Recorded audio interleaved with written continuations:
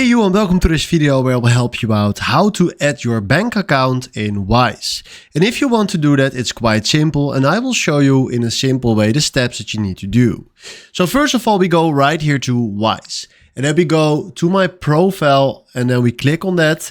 And then we scroll down right here to payment methods. Then we click right here on payment methods.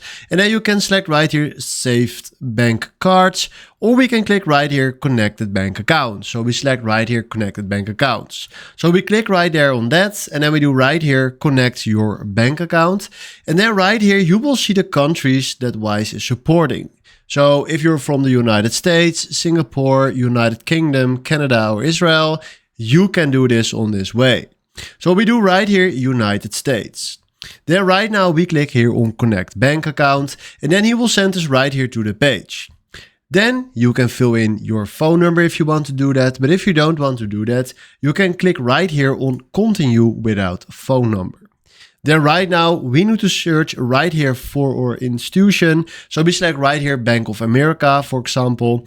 And then right now we need to log in with our bank. So we select right here continue to log in. And then right here we need to log in with our user ID and our password.